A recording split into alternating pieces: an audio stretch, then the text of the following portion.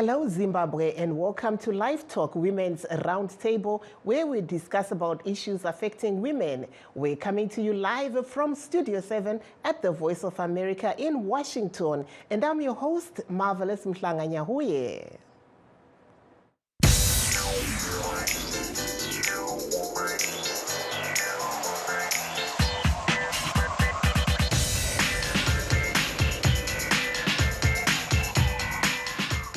And tonight we are discussing challenges and gains made by women striving for leadership positions in various spheres of influence in the country. But first, let's take a look at what is happening here in the United States. U.S. President Joe Biden is making reproductive rights a centerpiece of his re-election campaign, blaming his opponent Donald Trump for opening the way to stricter state abortion laws. In this presidential campaign, Trump is pursuing a more moderate position on abortion than some of his Republican Party prefer. VOA correspondent Scott Stearns has our story. Joe Biden campaigned on reproductive rights in Florida, where a state ban on abortion beyond 6 weeks becomes law next week. It's criminalizing reproductive health care from before women even know whether they're pregnant. I mean, this is bizarre.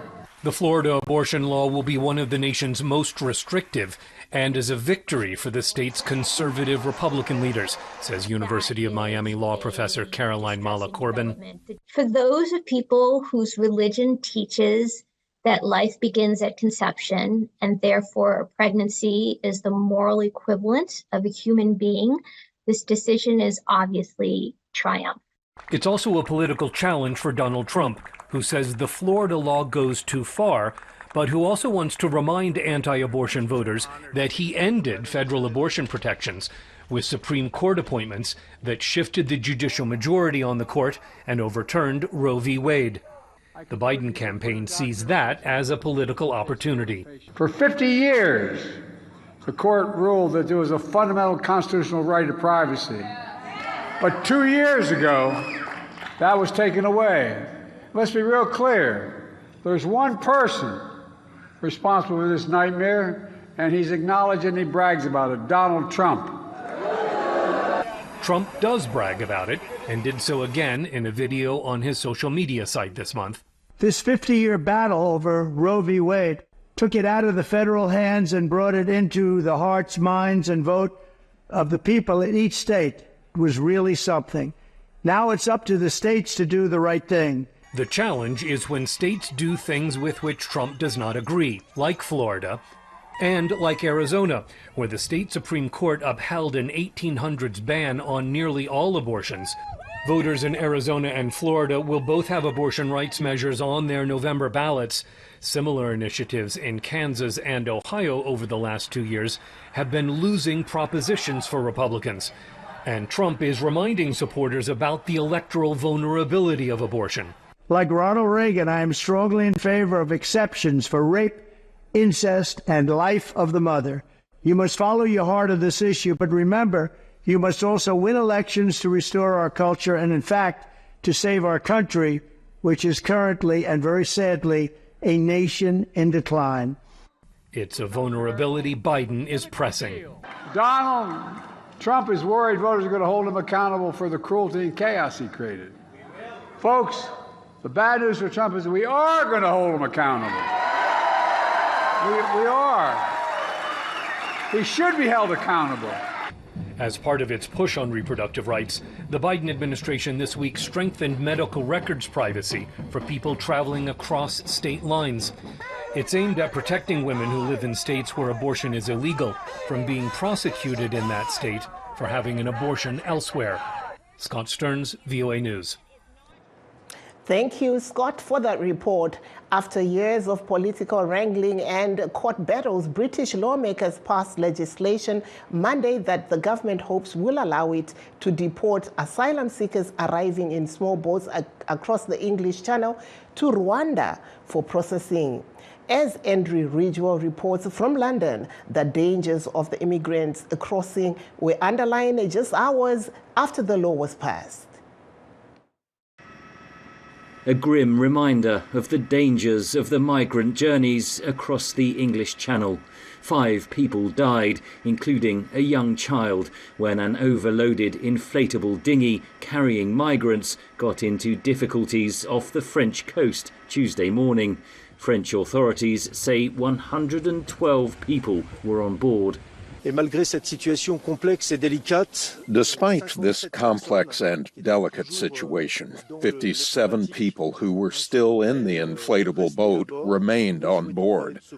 Not willing to be rescued, they managed to restart the engine and decided to continue their sea route towards Britain.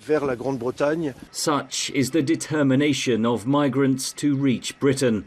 Over 6,300 people have made the journey in small boats so far this year. The tragedy came just hours after British lawmakers passed legislation aiming to send to Rwanda all asylum seekers arriving across the English Channel. Migrants would be processed in Rwanda and have no right to return to Britain, even those granted refugee status. The legislation effectively orders the courts to ignore existing British laws or international treaties that could block the deportations. It's not yet clear if further legal challenges could delay the flights. British Prime Minister Rishi Sunak said the prospect of being sent thousands of kilometres away to Rwanda will deter migrants from making the journey to Britain. The first flight will leave in 10 to 12 weeks. Now, of course, that is later than we wanted, but we have always been clear that processing will take time. The government argues the policy is moral, as it aims to end the dangerous journeys operated by people smugglers. But the United Nations called for Britain to rethink the legislation. By shifting the responsibility for refugees, reducing the UK court's ability to scrutinise removal decisions, restricting access to legal remedies in the UK, and limiting the scope of domestic and international human rights protections for a specific group of people, this new legislation seriously hinders the rule of law in the UK, and it sets a perilous precedent globally. Under the deal, Britain is paying Rwanda at least $458 million over 5 years, with extra payments on top worth tens of thousands of dollars for each migrant sent to the country. The opposition has called it an expensive gimmick that won't work. The passing of the legislation after years of delay is a political victory for Prime Minister Rishi Sunak. Whether the policy deters migrants from making the deadly journeys across the English Channel remains to be seen. Henry Ridgewell, VOA News, London. Thank you there, Henry, for that report. Amnesty International Zimbabwe Executive Director Lucia Masuka today strongly condemned the government's actions concerning ongoing human rights violations in the country. Addressing journalists in Harare at the launch of the State of the World's Human Rights Report, which also covered Zimbabwe, Masuka said in 2023 human rights violations were prominent in the run-up to the post-2023 elections. Masuka said Amnesty is deeply concerned about the ongoing human rights violations in Zimbabwe, particularly the repression of dissidents and the lack of accountability for perpetrators. We also observed that there were a number of cases that went through trial, which cases had arisen during periods ranging from 2020 to 2021, where there were convictions that were not supported by the law. One such case is the case of former spokesperson of the CCC, Fadzai Mahere, who was charged with publishing falsehoods, despite the fact that it was highlighted in court and there was a high court judgment that specifically stated that the charge that was being preferred against her, or that offense, was no longer in existence. She was convicted and sentenced to paying a fine of $500. But you may be aware that this year, that conviction was subsequently overturned by the High Court. But you also recall that even when she was arrested, she was actually detained for a number of days back then in 2020. The other case that we picked up related to the conviction and sentencing of Jacob Ngalivume, who is the leader of the opposition party Transform Zimbabwe. He was convicted. That there was Amnesty International Zimbabwe Executive Director Lucia Masuka in Harare. Despite tangible findings in these reports, the Zimbabwean government has always refuted these claims. Please stay tuned as we take a short break. We'll be right back. In times of change, when the world seems uncertain and what we hear doesn't reflect what we see, we seek the truth. When we are told only part of the story, we lose trust.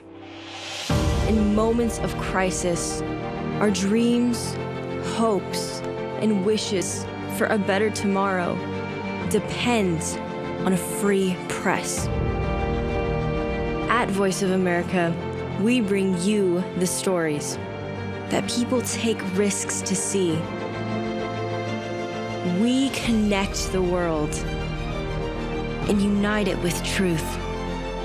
At Voice of America, we show you the whole picture. For those that have just joined us, please note that we are streaming live on all our Facebook pages, VOA Shona, VOA Studio 7, and VOA Ndebele. We're also live on YouTube at VOA Zimbabwe. And now back to our main topic of the day. Today on LiveTalk Women's Roundtable, we're discussing challenges and gains for women striving for leadership positions in the country. And to discuss this issue, we are joined by Edith Maziofa-Tapfuma, a Zimbabwean businesswoman who's currently attending the Women's Leadership Conference in Malawi, and Fortunate Hove-Cooper, the founder of Concerned Family, an organization that serves the underprivileged here in California. Welcome to the program, ladies. Thank you. Thank you. Thank you so much for coming onto the program. I'll start off with you, Ms. Edith, who's out there in Malawi. Tell us a little bit about this conference.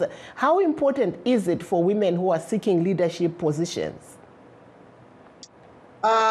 Thank you, Marvellous. It's a fantastic space where they are trying to create a transformative space which recognizes the role of women in leadership positions. In fact, it extends, the conversation have been extending beyond the boardroom and beyond the titles that people carry. And it really encompasses issues to do with how can women build resilience, the empathy that is required at the workplace and off the job, as well as balancing our ambition, self-care, and our holistic selves in the journey to leadership, both in the workplace and at family level. Mm-hmm. I'll come to you, Ms. Hove. Tell us a little bit about your organization and what you're also seeing when it comes to women in leadership. Thank you, Marvellous. We run an organization called Concerned Family. The focus is the underprivileged women and men in our society.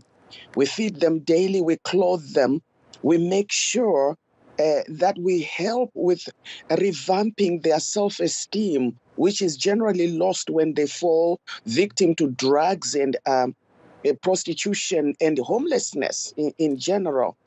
And so we look at them, say some of them were actually leaders in society, but things happened and they fell through the cracks. So they need encouragement.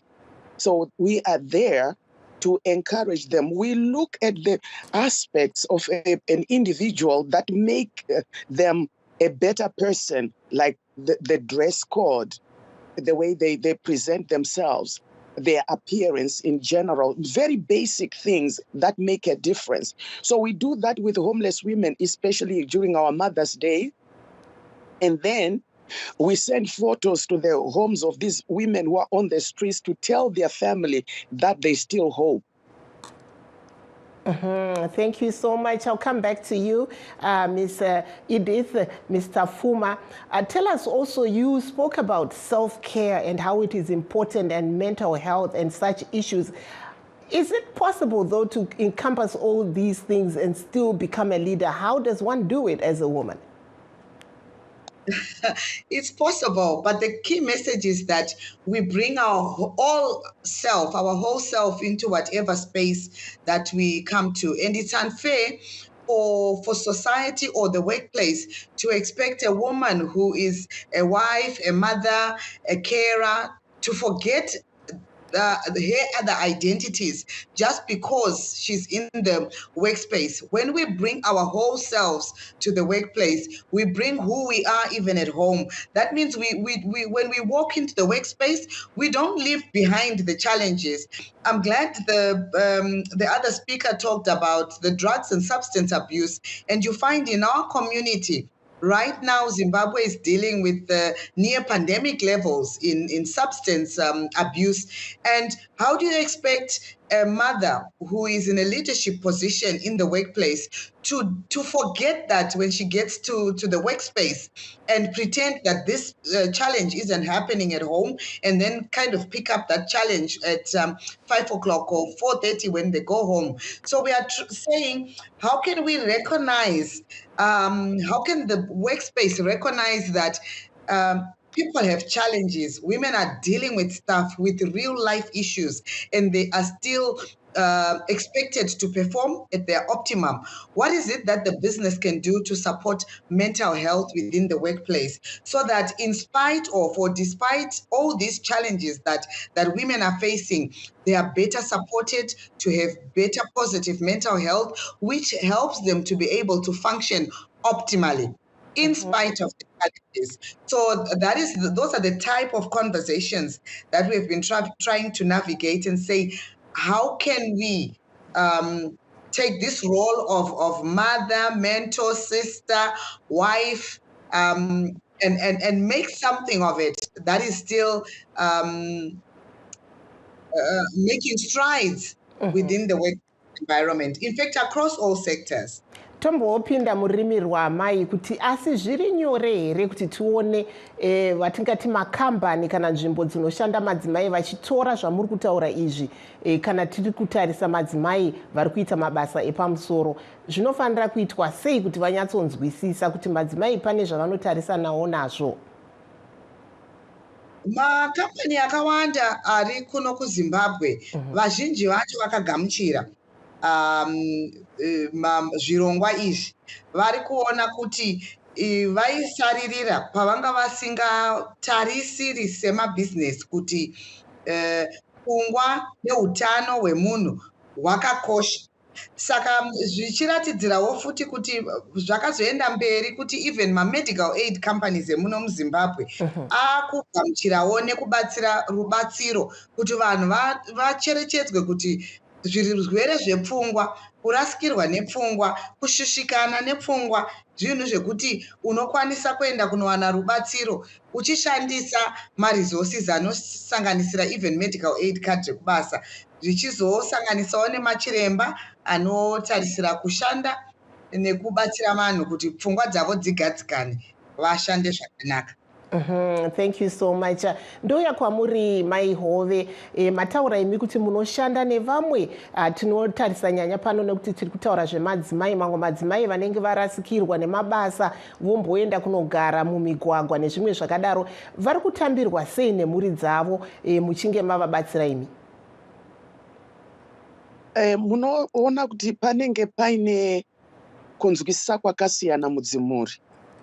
Kazhinji kacho vanhu ivava kuzosvika vazoinda mumugwagwa kunogara, hama dzinenge dzaneta, dzinoedza kuvatora kuti vawane pekugara nokuda kweupenyu hwovorarama, vovabira vachida kunotenga madrugs nezvese zvinodhaka zvakadaro, nokudhakwa nedoro. Upenyu hwacho hwonyanya kuvhiringa kana vaine vana vadiki, kana kuti hama dzine vana vadiki vobva vavadzinga.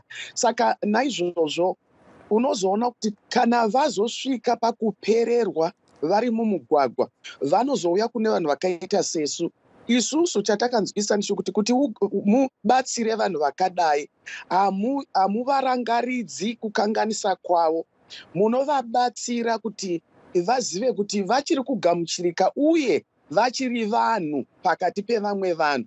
Saka naizvo pazvipfeko tinovapa zvekudya nokuvabatsira kuti vaende kuzvipatara nokudzorerwa. Vamwe vanorasikirwa nemalisensi zvese mabirth certificate vanenge varasikirwa nazvo nokuti hapana kwekugara, vanobirana mumugwagwa imomo. Saka imi munozoona kuti munotobatsira kuumbazve munhu aparadzwa nezvinodhaka.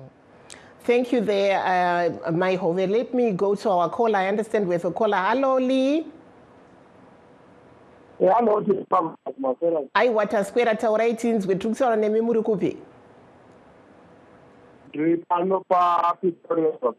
Ehe, taurai tinzwe mutipowo pfungwa dzenyu, muri kuinzwa iri mugango iyi? I think we lost our caller there, but I'll come to you, Ms. Edith. So what are some of the coping mechanisms that you are learning at this conference that you're at that women who are pursuing leadership can benefit from? Basically, it's about resilience building and building psychosocial support networks that support women on their leadership growth journeys, including also issues to do with mentorship and support. And the emphasis is really on what is it that women can do to share the burden of whatever it is that they're going through. If it's a mental health challenge, if it's even a loved one who has succumbed to substance abuse, where it is that they can seek resources to seek help for the family, also where they can get support professionally, and then also the family and community support that is available, including support from non-governmental organizations and also the faith-based communities. You do and appreciate that in our context, even issues to do with mental health are not easily accepted because of the myths and misconceptions surrounding where ill mental health comes from.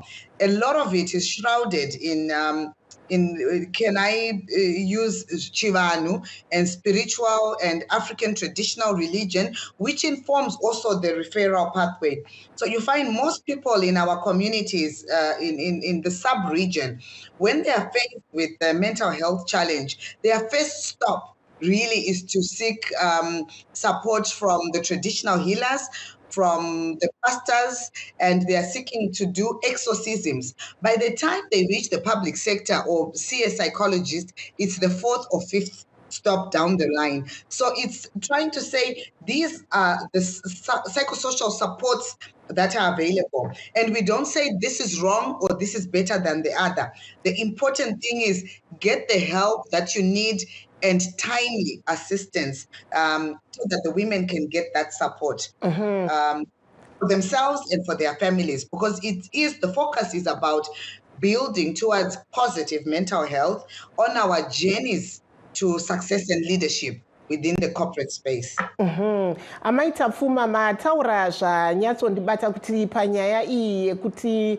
kurasikirwa nepfungwa kana kutora zvinodhaka, vazhinji vanowanikwa ivo vachienda kunovhunzira kana kuti kunonzwa kuti zvakafamba sei nyanya kuZimbabwe. Miss Edith, if you can just come back and let us know kuti saka muri kuzvifambisa sei panyaya idzodzo, mune dzidziso here dzamuri kupa vanhu kuti aiwa fambisai izvi so.